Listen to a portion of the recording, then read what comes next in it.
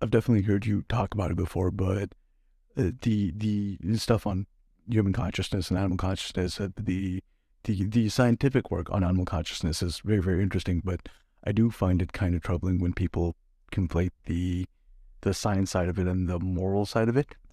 Is that if if you're waiting for science, if you're waiting for the science to be out to make moral decisions about how you should treat animals, then eh, that's not a good strategy. Yeah, it's not a good strategy. Exactly. Because, I mean, this is just a general feature, I think, about ethics is that you don't want science to settle your ethical questions because it might suddenly turn out. I mean, Peter Singer made this point a long time ago. He's not as popular, I guess, among some circles as he used to be, but he sort of made this point a long time ago. Look, if you, if you think that people are equal, or, that people should be treated in such a way, you get equal consideration or however you want to define that, then you don't want to base that on some empirical fact about persons because you might find out it's wrong and then you'd be committed to the claim that, oh, we're not equal. So this is kind of a moral claim. It's a different kind of claim. It says you should treat people equally, not that empirically we've discovered that they're equal or something like that. So, and I would say that, yes, that's the right way to think about animals. Is it's sort of intuitively obvious that that deserve some moral consideration. You could debate how much and to what level, but I think that it's kind of to argue that the pain of an animal should be taken into consideration to some degree or other. To seriously argue that is sort of insulting, and it's like I don't want to say like mind-boggling, out of touch with the reality, but something along those lines. But yeah, I meet people who want that. That's first you got to convince them that the pain of the animal matters, and then you've got to go on and debate about all the rest of the stuff. And I just, or even that they do experience pain. I mean, even if they didn't, I think the precautionary principle, which says, just to be safe on the safe side, assume that, so their behavior is too convincing. I mean, whenever I tell my students, did you know Descartes believed animals don't feel pain?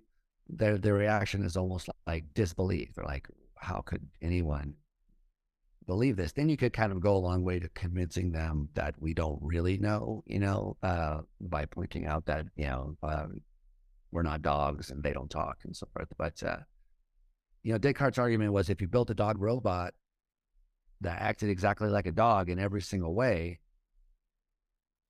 and if you were raised it's kind of a thought experiment where if you were raised like in a basement and you were a roboticist and you were just making these robot animals, and you made something that was indistinguishable from a dog in complexity of behavior, purely mechanically, and then you were let out of your basement and you went outside and saw a real dog, you would immediately conclude, oh, it's just like my mechanism. And you would immediately think, yeah, it's just a complicated mechanism.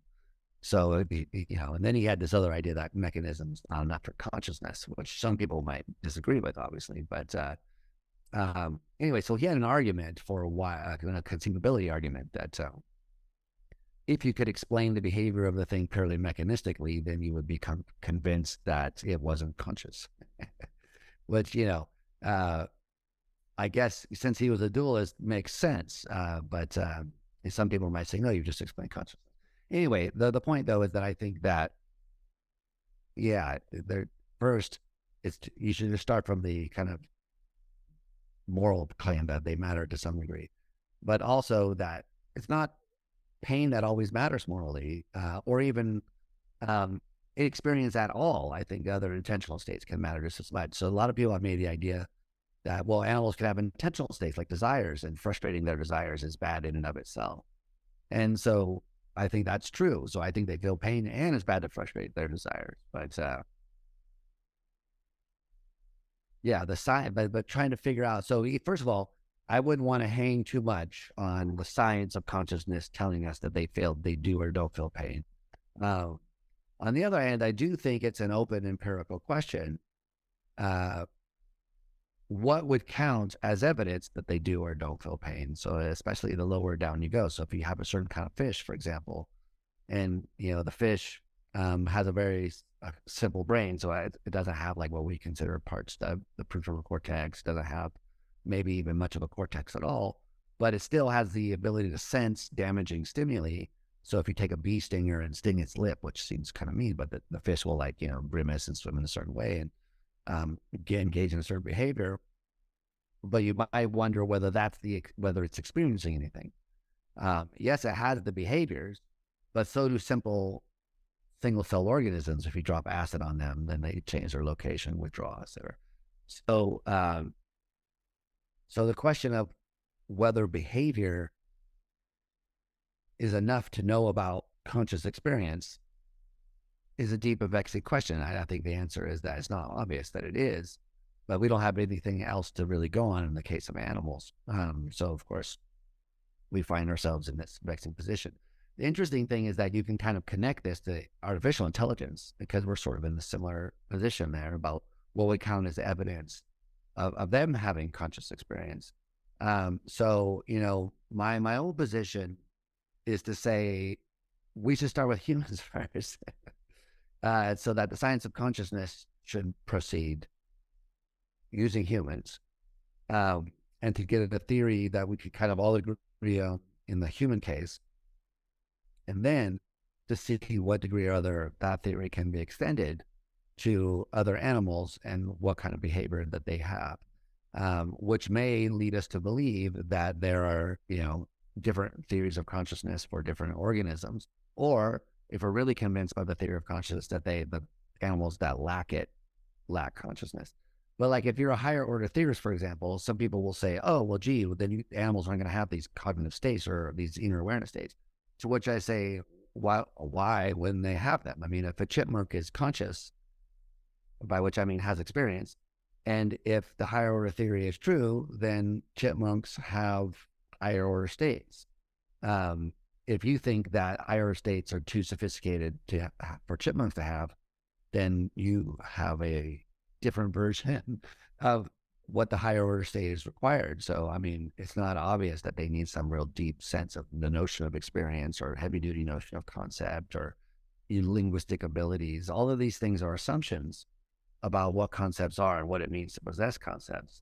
If you have a kind of, just a flat-footed psychological notion that having a concept means you can discriminate or sort things according to that, then it seems to me chipmunks do have concepts. They can sort things into acorns and not acorns. They have a concept of an acorn. Is it like our concept? No.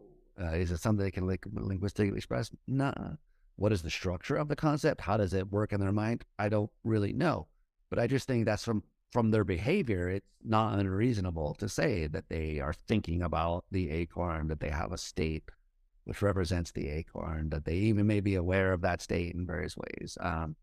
So how far down this goes, I don't know. Could bees have inner awareness? I don't see why not. They have sophisticated brains. That's not exactly the same states, but they could have states of inner awareness. We'd have to say what they are and how they get realized in the brain.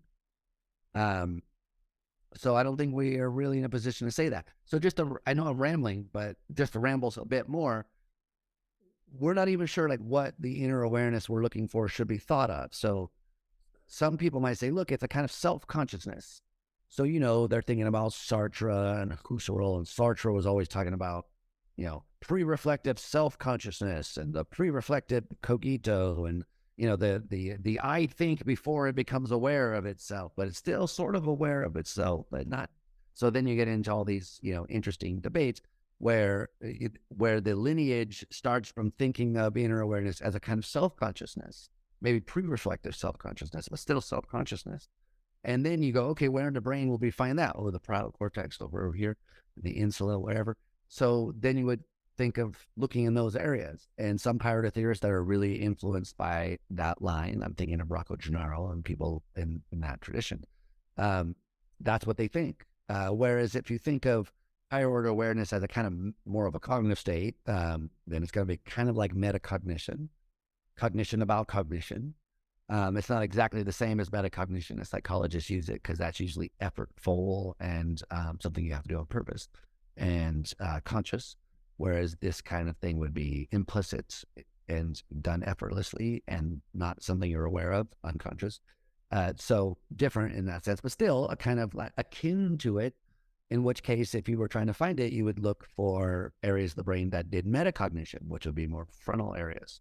So just even saying, what is inner awareness? Is it metacognition like, or is it self-consciousness like? Is it perception like? Well, then you might think it's in a different area. So before you even go to the B brain and start looking around in there, you would have to nail all this stuff down and say, how does all this stuff map onto what's going on in the B brain? And it's not clear. I mean, right now we have some guesses like, the prefrontal cortex is involved in metacognition in some way. The parietal cortex involved in bodily awareness or something like that in some way. Okay, great. So if you interpret the higher order states as being crucially linked to one or the other of those, then that gives you something to look for. But it's not clear that we should think of it as in one way or the other. That requires an argument. That requires an interpretation. So unfortunately, the whole animal thing is pretty vexed, I would say, as far as like knowing what would count. And in the background, you kind of, even further zooming out, is a kind of like an assumption about the way reality works. So some people think that the way reality works is that stuff happens, and then at some point, brains showed up. Cool. And those brains might have been unconscious, completely and totally without experience, but still representing the environment and having cognitive states and controlling behavior and, getting around the environment pretty good without anything we would call experience. And in fact, they might even say, what you need to do is explain how it is you start from a brain with no experience and then add stuff to it so that you get experience.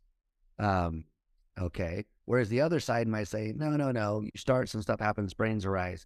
And as soon as there's brains, they're conscious because there's something about maybe life itself or brains in particular, where as soon as they show up, boom, consciousness. So you don't have to explain this other thing that gets added on. You just need to account for the systems that make the creature aware of the environment or something. So so these two fundamental attitudes, that one, you start with the assumption that everything is non-conscious, and then you have to give an argument for thinking that it's conscious and how that could happen. Whereas the other side says, no, you start with the assumption that everything's conscious, brain-wise. I mean, not everything and psychic. You start with the assumption that it's conscious, and then have to give an argument for thinking that it's not. So because they just have this different attitude about how to approach something like the brain.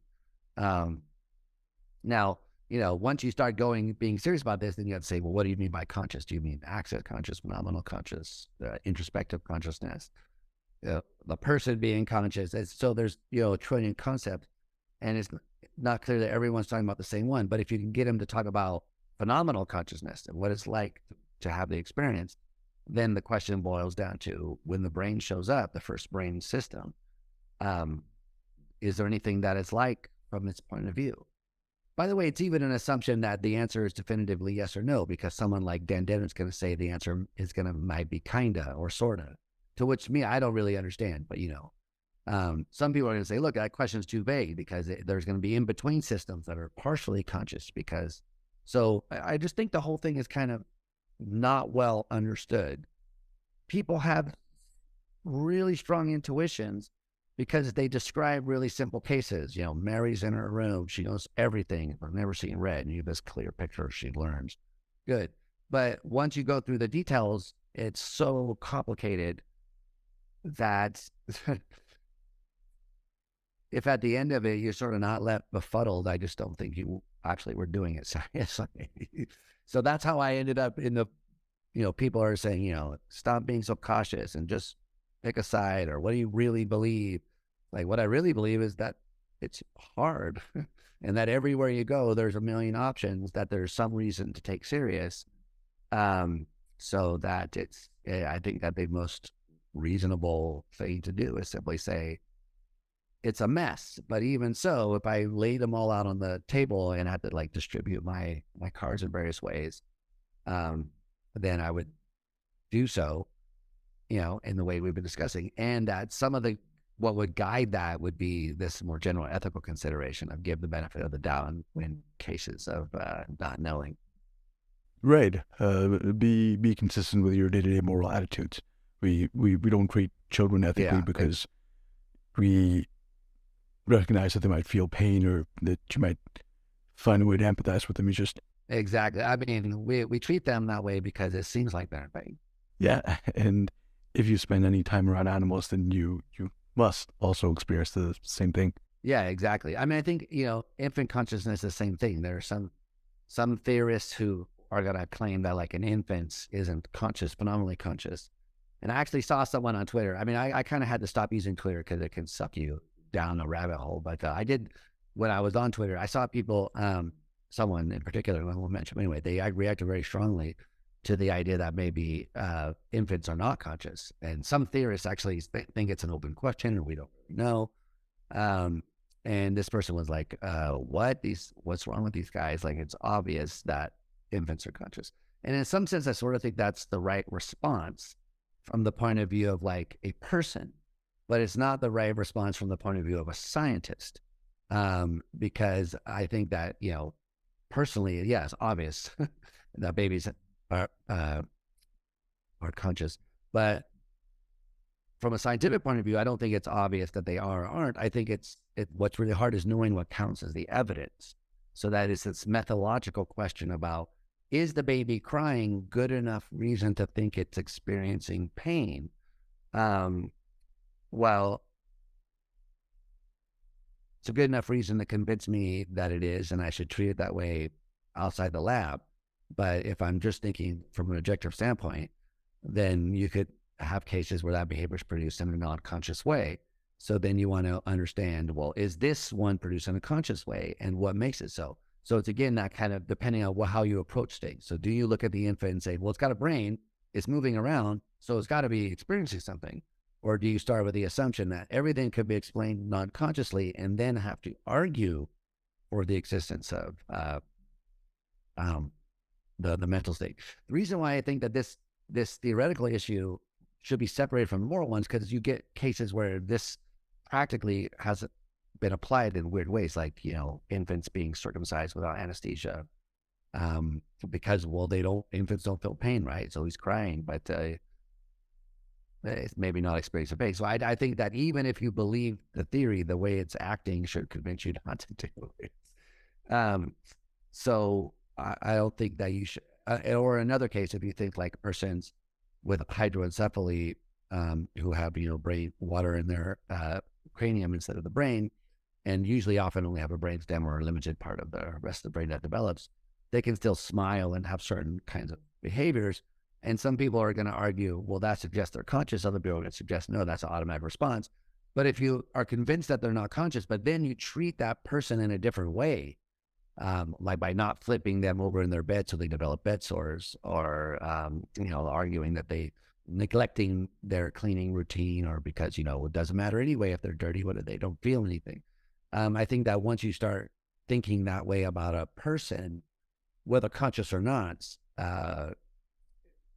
bad things happen. So that's where I would say, look, morally, we should treat them in certain ways, whether or not we think of them as experiencing anything. And I guess that's some people think that's controversial. I don't, but what do I know?